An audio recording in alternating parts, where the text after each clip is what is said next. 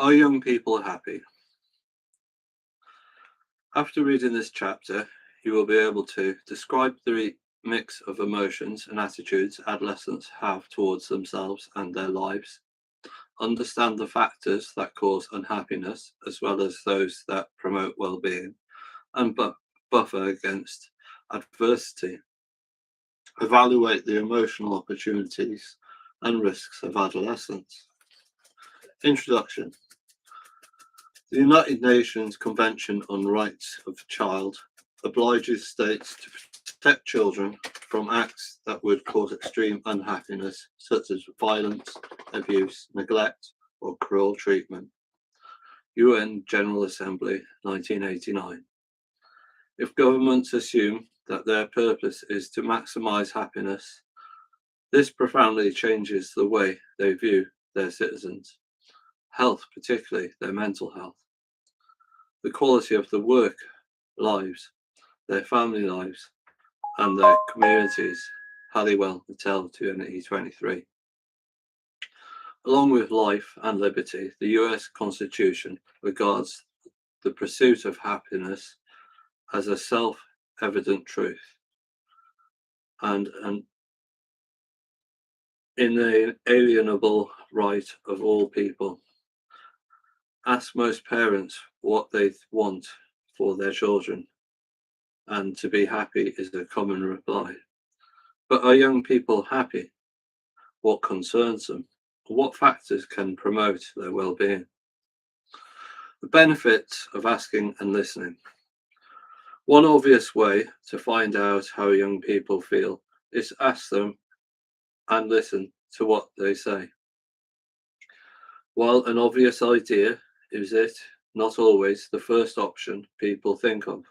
Often, we parents, families, researchers, educators, and broader societies assume we already know the answers. And when adolescents do speak, they are either not heard or their feelings are dismissed as unimportant, self-indulgent, or just passing phase. World Health Organization 2022. By contrast, Jeffrey Arnott and Joseph Schweb 2012 did ask 1,029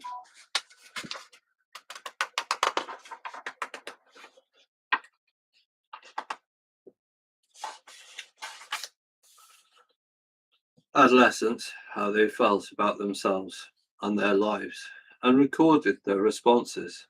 Adolescents answered revealed a fascinating combination of emotions. Table 14.1. So, are you young people happy? It's a mixed picture.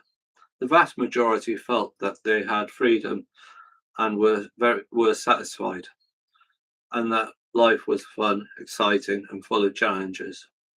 At the same time, a significant proportion was stressed, anxious, and uncertain, with almost a third feeling depressed. And that life was not going well. There were several factors that influenced this overall picture. In general, those who were younger and from proper economic circumstances were more likely to identify with negative aspects of the time of life. And in line with other studies across the lifespan, females were more likely than males to report that they had felt anxious and or depressed, a difference that is apparent by age 12, Hyde and Mesulus 2022. Table 14.1. How does life feel? The percentage that is strongly agreed. This time of my life is fun and exciting, 83%. The time of my life is full of changes, 83%. Overall, I'm satisfied with my life, 81%. At this time of my life, I feel I have a great deal of freedom, 73%. This time of my life is stressful, 72%. This time of my life is full of uncertainty, 64%. I often feel anxious, 56%. I often feel depressed, 32%. I often feel that my life is not going well, 30%. Key point: young people report a complex mixture of emotions and attitudes towards themselves and their lives. The Arnott and Schweb 2012 study was based on a sample of American young adults, albeit one of that was representative of a broader population in terms of sex, ethnicity, economic circumstances, and geographical location. To get a more global perspective on what concerns adolescents, researchers from the World Health Organization, who conducted 71 focus group sessions, who adolescents aged 10 to 19 in Belgium, Chile, China, Democratic Republic of Congo, Egypt, Indonesia, Jamaica, Jordan, Kenya, Malawi, Sweden, Switzerland, and the USA, WHO 2022. They asked adolescents to talk about their greatest emotional and behavioral challenges and explain how they are shaped, for better and worse, by families, friends, and teachers. The following are the same of the key themes that emerged from their responses, along with example quotes from adolescents that took part in the survey. Theme 1. While families can be a tremendous source of support, comfort, and understanding, they can pose significant risk to well-being, where there is abuse and neglect, pressure and control, and financial instability. From an older boy in Jamaica, it is a good relationship with their parents that alone can defend them from anything in the outside world, because they know that when they come home, they can come home to mum and dad and say, "This is what happened today. I don't know what to do." Having this strong relationship with their parents, they have the belief in themselves that they are okay, they are safe, and nothing can bother that. From a girl in Jamaica, I believe that we need the support from our parents. We need to have a close relationship with our parents to know that they're always there for us. Like we can talk to them about anything and not be judged. From a younger boy in Egypt, sometimes fathers force their sons to work with them.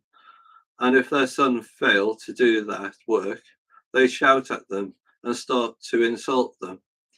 These kids appear normal from the outside, like nothing happened, but from the inside, they are hurting badly. From an older girl in Switzerland, parents also put pressure. If there are problems with school or academics, and the parents are always asking for more, and finally the person is more and more stressed, it creates a type of vicious cycle without solutions. Theme 2. Peers who are understanding, trustworthy, honest, attuned to emotions, easy to talk to, and good listening without judgment can be powerful buffers against distress and isolation.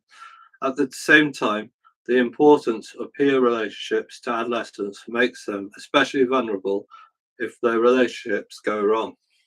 From an older girl in Sweden, if you don't have a good relationship with your parents, you might turn to friends or maybe siblings who are an equal age, because they maybe can understand you better. Because I think that my adults don't understand because they are adults, because they are older. They are all in a different place in life. From an older girl in Indonesia, not all of us can have the close bond with our family. Not all families are as open, as welcoming. So if your family is unable to be your protector, then we should find something that can make us happy and comfortable. For example, our friends. From a younger girl in Malawi, bad friends too can make it hard, because when you confide in them, they can also tell other people, and in result in issue being known to everyone. It is really hard to decide who is to confide in, so you just harbor it in your heart.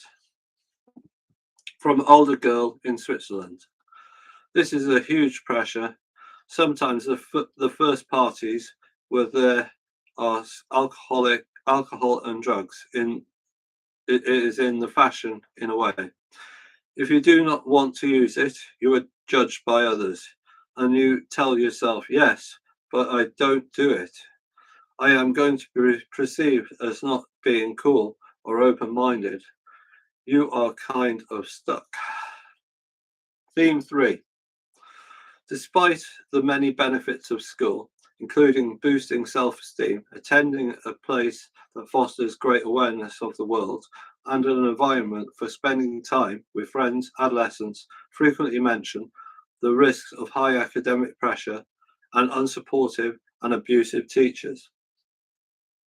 From a younger girl in Jamaica, I think school kind of helps most of us children because sometimes we can get away from the toxic household and we can actually be with friends that make us happy. From an older boy in Sweden, if you feel quite sad, it is good to go to school counselor because it can be good with someone you do not know who has a duty of confidentiality. For an older boy in Jamaica, you have teachers that would belittle students, like tell them, oh, you dunce. The student is not doing well in the class, or I will like just stop learning overall, like shut down completely because of all the emotional abuse. From an older boy in Kenya, if you come from Korogocho ghetto, you know Korogocho does not have a good name.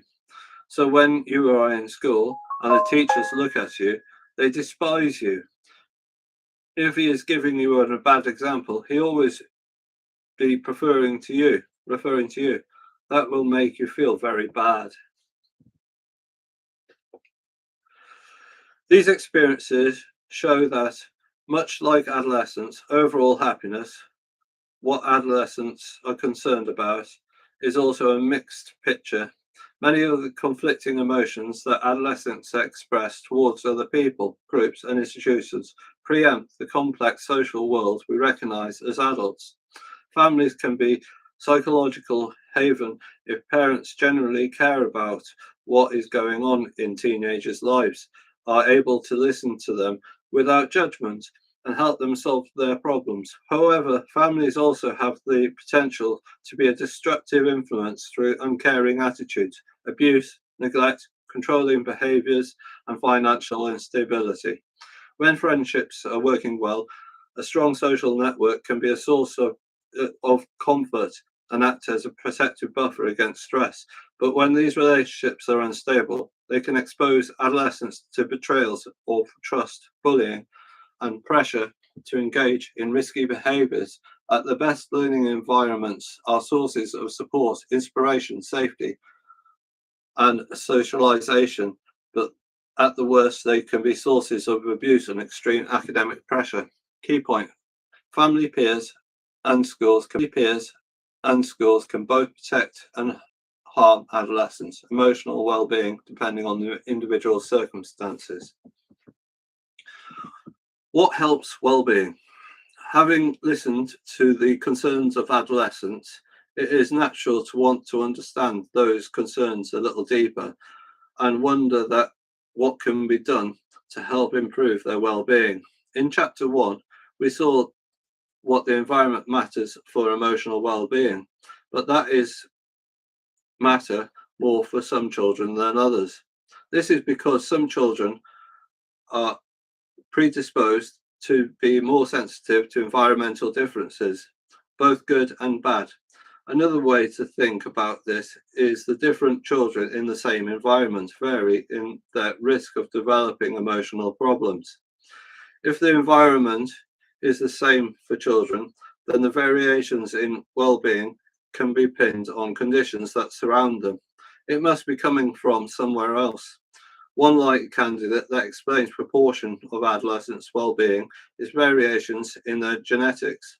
It is sometimes said that the parents of one child believe in the role of the environment, but parents of two children believe the role of genetics based on the observations that parents are often surprised by how different their second child is from their first, despite being raised in a similar environment.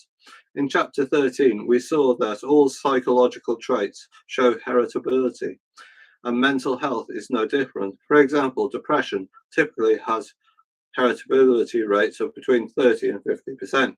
Kendall et al. 2021.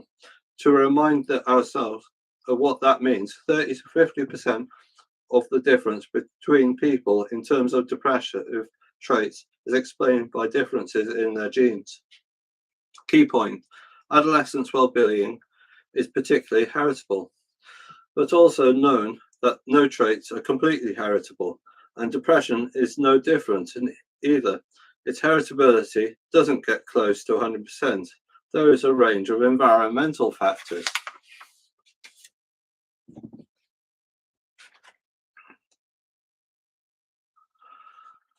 that can dampen down, aggravate those predispositions, which is clear to see from the responses adolescents gave in the WHO question we looked at in previous section, WHO 2022.